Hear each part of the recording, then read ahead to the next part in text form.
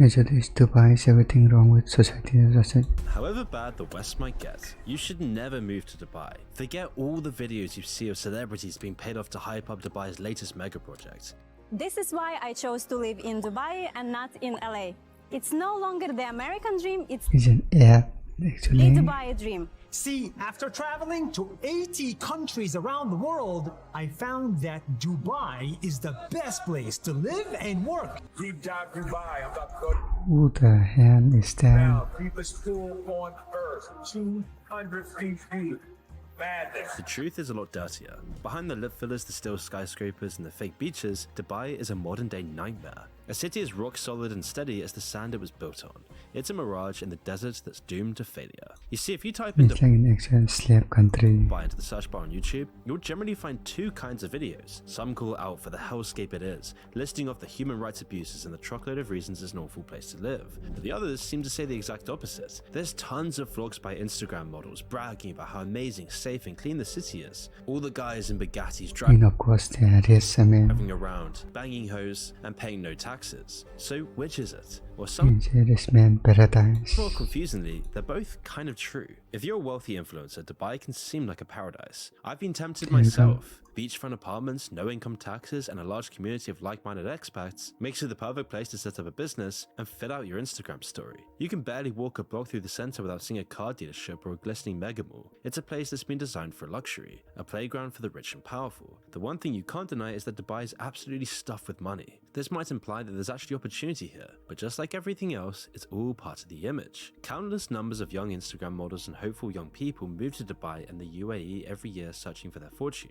Now, of course, most of them won't make it. There's only so many likes and followers to go around, leading lots of them to turn to the infamous Dubai porta potty industry. Details are sketchy, with predatory NDAs and embarrassment to blame for the limited information. Some of it's far too sketchy to Oh boy, I think I remember this one. discuss on YouTube. But there's tons of examples of hopeful models getting massive offers from ruling elites for the most depraved acts you can imagine. Enticed by the offer of free flights, stays in luxury hotels, and 5-digit lump sums, models are coerced Yeah, ain't nobody doing that. into giving up their dignity. One report talks about a perverted party at a secluded mansion, in which she was paid $50K for acting out the owner's sick desires. Another model showed off her DMs where she was approached for presents, getting offered $7K for her trouble. For a country where anything above hand-holding can get you a jail sentence, the rumors are shocking. But suppressing these kinds of stories is key for Dubai's future plans. If they do a bad job of it, they could scare young people and their money away.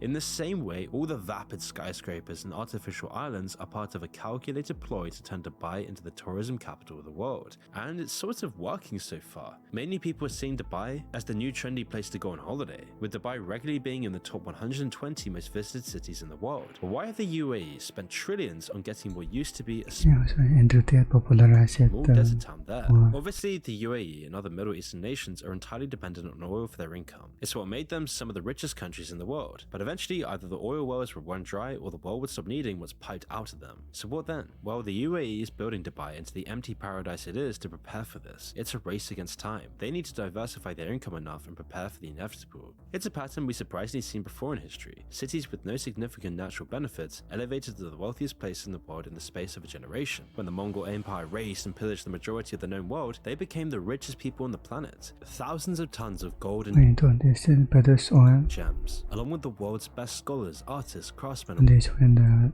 oils are dried up, I guess. workers were brought back to Karakorum, the Mongol capital. A great palace was built to display it all, and what used to be a collection of tents became a sprawling city. But it was all painfully temporary. Conquest had brought it all there, and once the empire collapsed, the city was burnt to the ground and the wealth and the people disappeared. The same example has happened numerous times in other cities. Samarkand, once the seat of the mighty Timurid Empire, is a shadow of its former self. All that remains those days are the great ruins of the crumbling palace. Great wealth and peoples gathered in a temporary boom, vanishing in a generation or two. Dubai is exactly the same, except it's even more lacking. There are no great structures or creativity that will stand the test of time. Instead, their palaces and monuments are made out of steel, concrete and glass. If left unmaintained, they will be eaten by the desert in just a few decades. And you can understand this by having a quick look at the history of the city. Long before the skyline was dominated by vapid skyscrapers, Dubai was actually a quaint fishing village known for pearl diving and trading. Since the 19th century, Dubai had been under the British protectorate, all the way up until 1971, and the British influence in the Because it's always the British. region significantly shaped the region's political and economic systems. Like many other similar nations, such as Singapore and Hong Kong, the British laid the groundwork for Dubai's international outlook and initial infrastructure development, because just around the time that the British were leaving the region, Dubai would discover oil, completely changing the trajectory of the UAE, and the newfound wealth that came from it was smartly invested into modernizing infrastructure, constructing new schools, hospital, roads, and a modern port. The kingdom knew that they would have to diversify the money from the oil to keep the money machine going, and this marked the inception of Dubai's transition towards becoming the place we know today, where the government would keep on investing to make sure Dubai was a hub for finance, trade, tourism, and real estate, making this desert dirt patch one of the most famous cities in the world. And this strategic diversification, coupled with an economic policy, attracted foreign investments and global talents, propelling Dubai into the international stage. Along with no taxes, Dubai is the perfect place for the rich.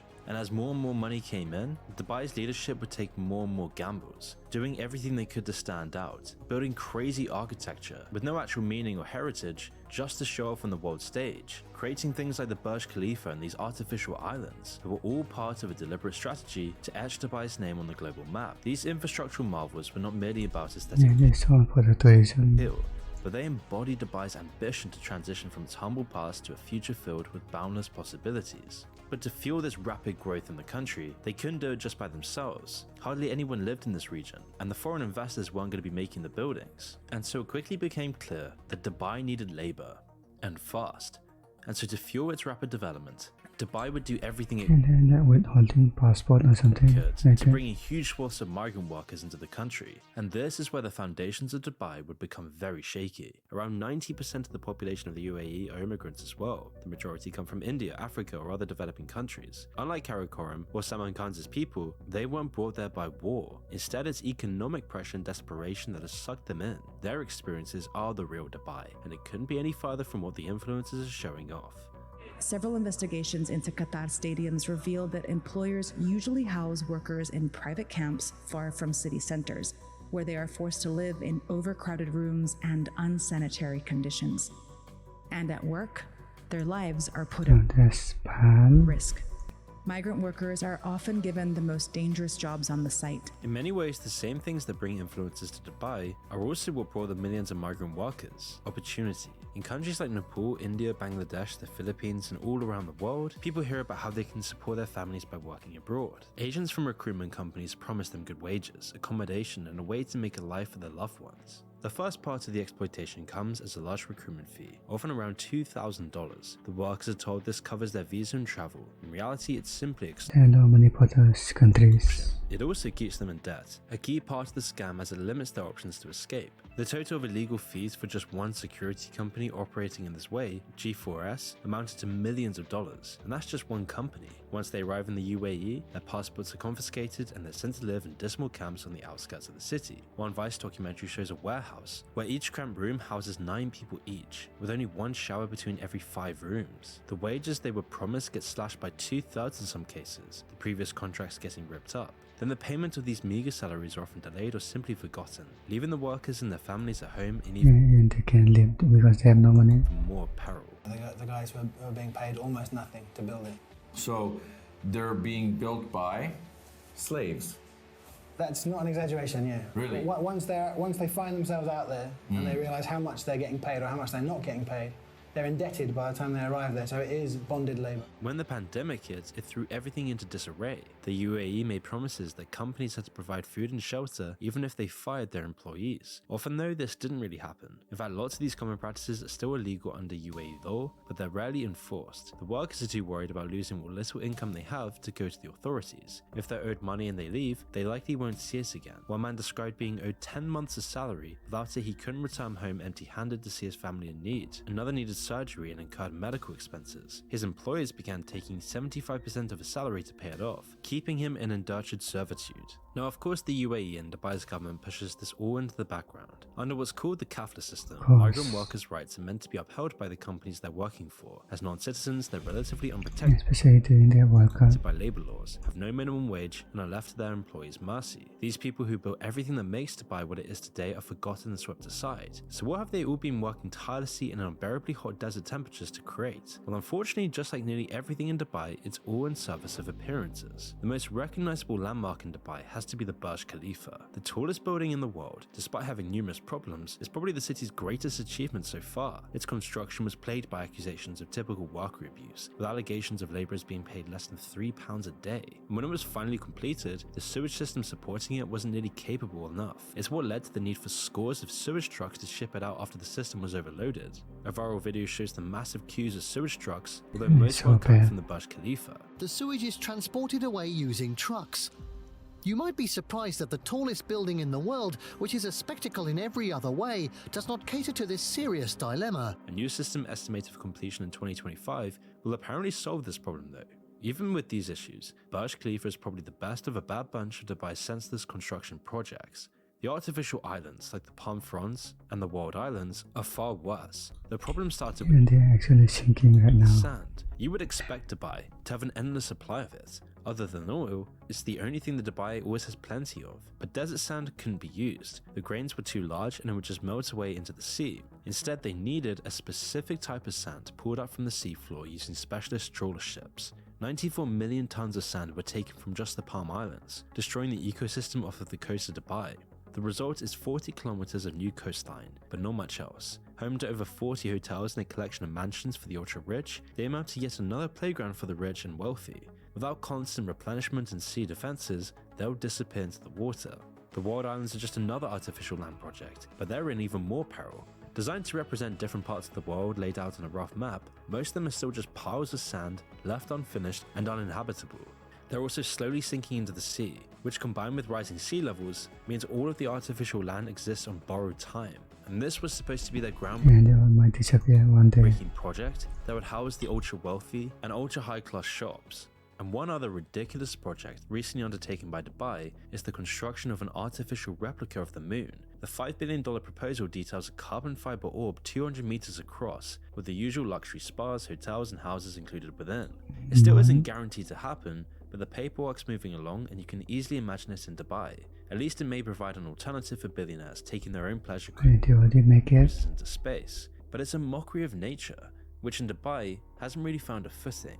The city is sparse when it comes to actual greenery, other than the odd palm tree or water-hungry lawn. There was a project to grow and transplant 1 million desert trees to make the city a bit more palatable. Announced in 2010, 130,000 square meters of land was dedicated to growing the saplings into actual trees, but halfway through the project, it all fell apart. Another project, this time for a $5 billion mega mall, got in the way. The land, the energy, and the water needed to grow were requisitioned. Workers were barred from the site, and the project was all but abandoned. By 2020, over 80% of the trees had died in the desert heat, without any water. The plan for the mall that was meant to replace them was then also abandoned. A test What did it maintain after planting a to the tree? instant gratification culture of Dubai What's and the the sheer point? wastefulness that permeates the city. All of this is kept in place by authoritarian laws designed to safeguard the rich and powerful. Punishments are often draconian. One British national was recently slapped with a 25-year sentence for having just a few bottles of CBD oil in his car, a non-psychoactive substance. Another woman was recently released after 9 months after she allegedly touched the arm of an airport security official. The police can arrest you on trumped-up charges and the courts can sentence you to decades for the smallest of crimes. It leads to a palpable fear and respect Well, they're just insane. of the authorities, which is a double-edged sword. On the one hand, it's part of what makes Dubai so safe. It's why people like Andrew Tate and all these other influencers love this place. They can have their Rolexes on the beach and be fine, which is great, as many people describe accidentally leaving their bag in public then coming back hours later to find it untouched, as the punishments for theft are so harsh that people just will never risk it. And living somewhere with useless and corrupt authorities can make this seem like a dream come true. But of course, it's mostly surface level. Petty crimes are punished harshly, but institutional abuse and systemic schemes of exploitation are ignored. Just like everything else, it makes it better for sensible tourists and elites, but much worse for the migrant worker population. But it doesn't have to be this way. You just need to look at Singapore, a city that's almost identical to Dubai in its origins, and yet they both operate so differently. with a vastly different culture. You see, these two cities both came from humble origins, small little fishing areas to huge modern urban centers. So how come today these two cities are so different culturally and fundamentally? Well, it's not just religion. You see, Singapore is widely known now as the Garden City, due to its relentless pursuit of integrating urban growth with environmental stewardship. It's been meticulously urban planned, with well-orchestrated public transportation networks, abundant greenery, and innovative land use, demonstrating the leadership's long-term vision for sustainable growth in the city. On the contrary, Dubai's leadership focuses on glossy monuments to materialism, these giant hollow skyscrapers, bizarre island projects, and luxury-at-all-cost hotels completely overshadows the human need to be in nature, and also what they're doing to nature. Projects like their artificial islands completely destroy the marine really want to see the Burj Khalifa. ecosystems, and far from being sustainable long-term. But it's not just the environmental concerns that divides these two cities. The real difference here is how Singapore and Dubai both treat their migrant workers. You see, both of them rely on immigrant labor. Almost all their population is migrants, and yet Singapore's labor policies are so much different to Dubai's. They promote fair employment practices, ensure competitive wages, and foster a very safe and healthy working environment. Initiatives like the progressive wage model and the Skills Future movement underscore Singapore's commitment to enhancing the employability and welfare of its workforce. Dubai, however, is completely the opposite. It has terrible labor practices, awful rights and living conditions for migrant construction workers. There's no minimum wage law, and they'll often withhold migrant wages in Dubai. In Singapore, they have structured policies aiming to ensure that foreign workers complement the city rather than substituting the local workforce, and their legal framework provides avenues for dispute resolution, safeguarding both employee and employee interests, whereas Dubai's kafala system restricts the rights of migrant workers and makes them dependent and vulnerable on the government. Singapore emphasizes continuous learning and skills upgrading to not only enhance the competitiveness of its workforce, but also to promote social mobility. But in Dubai, you either have money or you don't. And if you don't have money, you almost have it's no black and white in chance there. of going up the ladder. The only rich people in Dubai are the Dubai-born elites themselves and the businessmen looking to escape tax laws in their own countries. Regular migrant workers, though, have almost no chance of going up the ladder. And whilst both the countries are extremely harsh on crime, making the cities very safe for people, Singapore at least has some hints of democracy. There is some level of free speech, albeit within certain bounds, whereas Dubai's monarchical system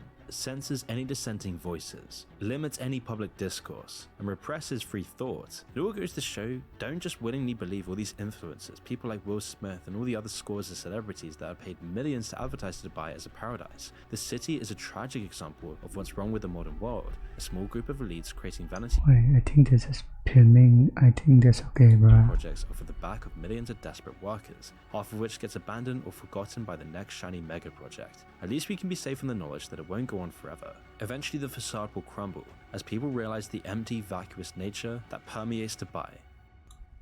Guess I would ending that maybe in this video.